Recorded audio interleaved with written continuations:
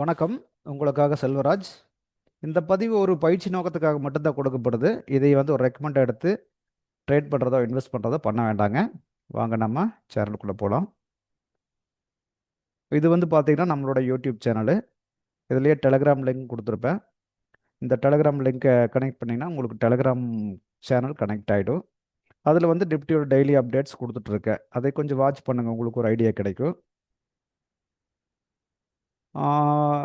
இதே வந்து ஃப்ரெஷராக இருந்தீங்கன்னா கீழே வந்து பார்த்தீங்கன்னா இந்த பிகினர்ஸ்க்காக அப்படின்னு சொல்லி ஒரு கொடுத்துருப்பேன், புதியவர்களுக்காகன்னு கொடுத்துருப்பேன். இதில் ஒரு 10-13 வீடியோ இருக்குங்க. இந்த வீடியோ பாருங்கள். இதை பார்த்தீங்கன்னாவே உங்களுக்கு நீட்டாக அண்டர்ஸ்டாண்ட் ஆகும். இவ்வளோதான் மார்க்கெட்டு அப்படின்னு எளிமையாக புரிஞ்சுக்கலாம். அதுக்கு பெருசாக இண்டிகேட்டர் அது இதுன்னு யூஸ் பண்ணி ரொம்ப கன்ஃபியூஸ் எல்லாம் பண்ணிக்க வேண்டாங்க. அடுத்தது வந்து பார்த்தீங்கன்னா ஆல்ரெடி ட்ரேட் பண்ணிட்டு இருக்கவங்க தவறாமல் பார்க்க வேண்டிய ஹை அப்படிங்கிற ஒரு கான்செப்டில் பிகினர்ஸ் கையில் இருக்கக்கூடிய வீடியோஸ் தான் சில இதில் இருக்கும். இதுதான் நம்மளுடைய கோர் கான்செப்டாக இருக்கும். இதை பாருங்கள், முழுமையாக பாருங்கள். நம்ம வந்து சிம்பிளாக ஒன்று தூக்கி வீசிட்டு வந்திருப்போம். அதுதான் இந்த சப்போர்ட் ரெஸ்டன்ட்டு ட்ரெண்ட் லைன் எல்லாமே. இது அப்படி ஒர்க் ஆகுமா அப்படின்னு நினச்சிட்டு நம்ம முன்னாடியே கடந்திருப்போம். ஆனால் இதுதான் பர்ஃபெக்டாக ஒர்க் ஆகிட்டு இருக்குது. செக் பண்ணி பாருங்கள். வீடியோ பார்த்தீங்கன்னாவே உங்களுக்கு ஒரு ஐடியா கிடைக்கும். வாங்க வீடியோக்குள்ளே போகலாம். இன்றைக்கி வந்து ஸ்டாக்ஸில் வந்து பார்த்தீங்கன்னா ரிலையன்ஸ் அண்டு ஹெச்டிஎஃப்சி பேங்க் இல்லைங்களா, அதான் நம்ம ரெகுலராக வந்து ஃபாலோ பண்ணிகிட்டு இருக்க ஸ்டாக்ஸு. கூட ஸ்டாக்ஸ் ஆட் பண்ணணும்னு பண்ணலாம். இது எல்லாம் நீங்கள் ஏதாச்சும் ரெக்கமெண்ட் கொடுத்தா தான் பண்ண முடியும் இல்லையா. ஃபர்ஸ்ட் ரிலையன்ஸ் பார்த்துடுவோம். இது என்ன நடந்திருக்கு Reliance? Already support and resistance இதை மாற்றி என்ன நடந்திருக்குது? ஒன்றும் இல்லை. அந்த ரெசிஸ்டன்ஸ் பாருங்க, எங்கேயோ முன்னாடி இருந்த ரெசிஸ்டன்ஸ், அந்த ரெசிஸ்டன்ஸை பிக் பண்ணிவிட்டு நேற்று இது இன்னைக்கு ஃபஸ்ட் டே இன்னைக்கு தான் இது முதல் கேண்டில் என்ன பண்ணியிருக்கான்னு பார்த்துட்டிங்கன்னா அப்படியே பிரேக் பண்ணி இந்த ரெசிஸ்டன்ஸ் உடைச்சிட்டு ஹை, இது லைஃப் டைம் ஹைங்க. இது 1610 சம்திங்கிறது வந்து லைஃப் டைம் ஹை வந்தது. 1610-11 வந்திருக்கு லைஃப் டைம் ஹை. இப்போ அங்கேருந்து போன மார்க்கெட் அங்கே நிற்க முடியல, அப்படியே கீழே திருப்பிட்டான். திருப்பின என்ன பண்ணா, ரெசிஸ்டன்ஸ் விட்டா சப்போர்ட். அதே தான் நெப்டி ரெண்டு நடந்ததா, அதே தான் நடந்திருக்கா. இது ஒரு நல்ல ரெசிஸ்டன்ஸ் ஏரியா தான். அப்போ இந்த இடத்துல தான் வந்து மார்க்கெட் மறுபடியும் க்ளோஸ் ஆயிருக்கான். மேலே போனவன் அப்படியே ரிவர்ஸு. இப்போ ஏன் இது ரிவர்ஸ் ஆயிருக்குது அப்படின்னு பார்த்தீங்கன்னா, நெப்டி கீழே இறங்க ஆரம்பிச்சிருக்கா, கூடவே இதுமே இறங்க ஆரம்பிச்சு. இதை இறங்க ஆரம்பிச்சதான் நெப்டி இறங்க, அது வேறு விஷயம். ஏன்னா வெயிட்டேஜ் ஸ்டாக் இது. கீழே வந்திருக்கா, மேலே பெரிய லெவலில் போக முடிஞ்சானா போக முடியல. மேலே வந்து அடுத்த ரெசிஸ்டன்ஸ் நம்ம எங்கே வச்சுருப்போம், அதாவது இந்த இடத்த விட்டிங்கன்னா இதுக்கு மேலே இது லைஃப் டைம் ஆகிங்கனால ரெசிஸ்டன்ஸே இல்லை. அது வாட்டுக்கு எவ்வளோ தூரம் போய் திரும்புதுன்னு தெரியாது. திரும்பிச்சுன்னா இதே ரெசிஸ்டன்ஸை நம்ம கிரியேட் பண்ணுவோம். இது இனி ரெசிஸ்டன்ஸாக நம்மளுக்கு ஒர்க் ஆகும். அந்த ரெசிஸ்டன்ஸ் ஜோனோட ஹையாக இருக்கும், இது வந்து ரெசிஸ்டன்ஸாக இருக்கும். அப்போ ஆல்ரெடி இதுவுமே ரெசிஸ்டன்ஸ் தான் இருக்குது. அதனால் வந்து பெரிய டிஃப்ரெண்ட் இல்லை. கொஞ்சம் இது மேலே இழுத்து வச்சுன்னா, இந்த லைனை மேலே இழுத்து வச்சா கூட ஓகே தான். இதை 5 மினிட்ஸில் பார்க்கலாங்க. இன்றைக்கி ஏதாச்சும் ஆப்பர்ச்சுனிட்டி கொடுத்துருக்கானு.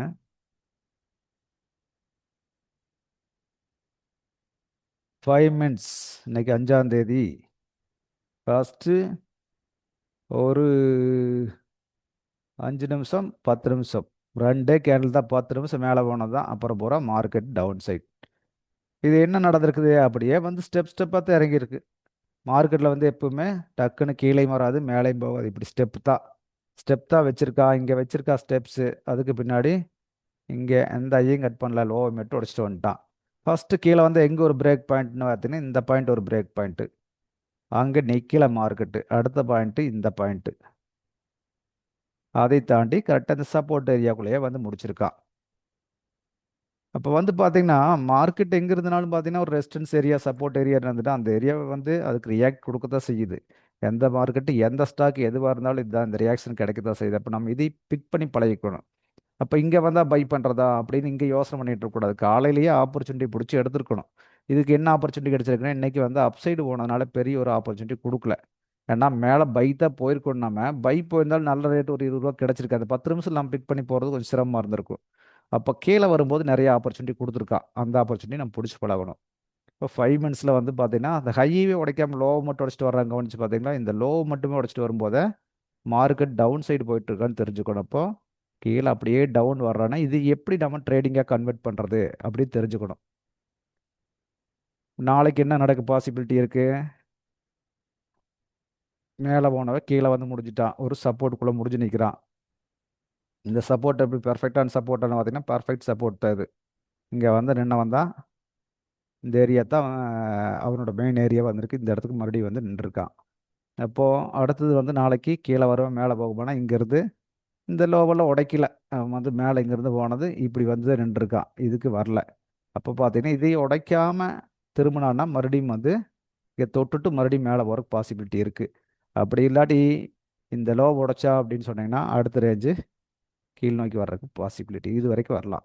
இப்போ இது ஒரு சப்போர்ட் ஏரியாவாக இருக்குது இங்கே. இப்போ இது வரைக்கும் கூட வர்றதுக்கு வாய்ப்பு இருக்குது. நாளைக்கே வருவானா சான்ஸ் இல்லை. நாளைக்கெல்லாம் இவ்வளோ தூரம் வரதுக்கு வாய்ப்பு இல்லை. எந்த கொஞ்சம் தூரம் வந்து நின்றுட்டு மறுபடியும் வரலாம். அல்லது இந்த பிளேஸில் வந்து நின்றுட்டு கொஞ்சம் முடிக்கிறதுக்கு பார்க்கலாம். இதுதான் நடக்குங்க மார்க்கெட்டில். ஒரே இதாக வரமாட்டாங்க. இங்கே 2 நாளில் 2 நாள் இங்கே கொண்டு போய் சேர்த்திருக்காங்கன்னா 2 நாள் இங்கே வருவானா அப்படியெல்லாம் வரமாட்டாங்க. மார்க்கெட்டை வந்து என்ன ட்ரெண்டில் இருக்குதோ அந்த மூவ்மெண்ட் அந்த வேகத்துக்கு தகுந்த மாதிரி தான் மூவ் பண்ணிட்டு இருப்பான். சரிங்களா? இப்போ வந்து நம்ம ஹெச்டிஎஃப்சி பேங்க் பார்ப்போம். அது என்ன நடந்ததுன்னு. எல்லாம் அதுதாங்க. ஒன்றுமே மாற்றம் இல்லை. கவனிச்சு பாருங்க. இன்னைக்கு காலையில் ஓப்பன் ஆனா அப்படின்னு இது ஒரு ரெசிடென்ஸ் ஏரியா. ஆல்ரெடி நம்ம போட்டு வச்சிருந்த ரெசிடென்ஸ் ஏரியா 3 4 5 நாளாக இந்த வீடியோவில் கண்டினியூவாக நம்ம ஃபாலோ பண்ணிட்டு இருக்கோம். அதே ரெசிடென்ஸ் ஏரியா தான். ஓப்பன் ஆனவன் கீழே வந்தவன் ஃபஸ்ட்டு இங்கே இருக்கக்கூடிய ஒரு சப்போர்ட்டை அப்போவே உடைச்சாச்சு. ஃபஸ்ட்டு ஒரு 5 10 நிமிஷத்துக்கு உடச்சிடானாட்டிருக்கு. அடுத்து இந்த ரேஞ்ச் ஒன்று உடைச்சிருக்கான். அதுக்கு அடுத்து மெயினான ஏரியாவுக்கு வந்துட்டான். எங்கேருந்து புறப்பட்டானோ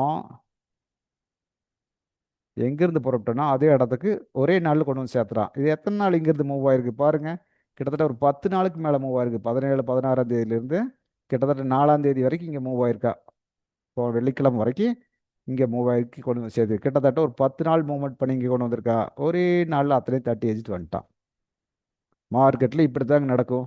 அப்போது நம்ம இங்கே பர்ச்சேஸ் பண்ணியிருந்தா இந்த இடத்துல என்ட்ரி எக்ஸிட் ஆகி பழகணும். இங்கே நம்ம வச்சுட்டு உட்காந்துறது இன்றைக்கி மறுபடியும் வாங்கின இடத்துக்கு வந்திருக்கும். இப்போ இதுக்கு தான் சப்போர்ட் ரெசிஸ்டன்ஸை ஃபாலோ பண்ணுறது. அந்த இடத்துக்கு போனால் திரும்பணும், இந்த இடத்துக்கு வந்தால் மேலே போகணும் அப்படின்னு கணக்கு போடுறது. இப்போ இங்கே வந்து நின்றுருக்கு. அடுத்த மூமெண்ட் என்னவா இருக்க வேணுது? 1 ஹவர் 5 மினிட்ஸ் முடிச்சுட்டு வந்துடுவோம்.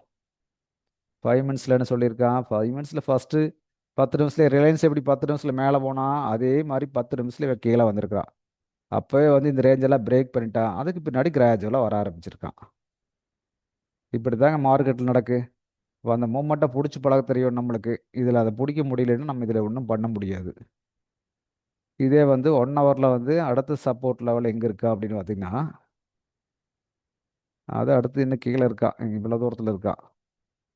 அங்கே வருவானா தெரியாது. வர்றதுக்கு வாய்ப்பு இருக்குது. பாசிபிலிட்டி இருக்குது. இங்கே வரக்கூடாதுன்னு நினச்சிருக்கலாம். எல்லாமே வரலாம். இது ஒரு சப்போர்ட். நாளைக்கு ஆக்சுவலாக இந்த இடத்துல இருந்து திரும்பி போகிறதுக்கு தான் வாய்ப்பு இருக்குது. திரும்பி போகலாம். கீழே வர கொஞ்சம் ரேராக தான் இருக்கும். பார்ப்போம் என்ன பண்ணுறான்னு பார்ப்போம். போனால் இது வரைக்கும் மேலே போகலாம். ஃபர்ஸ்ட் இந்த லெவல் வரைக்கும் வரலாம். இந்த லெவல் வரைக்கும் மறுபடியும் வந்து போட்டு கூட திரும்பலாம். செக் பண்ணி பாருங்கள், உங்களுக்கு தெரியும். இதுதாங்க நடந்துட்டு இருக்கு மார்க்கெட்டில். மறுபடியும் சப்போர்ட் விட்டால் ரெசிஸ்டன்ஸ், ரெசிஸ்டன்ஸ் விட்டால் சப்போர்ட்.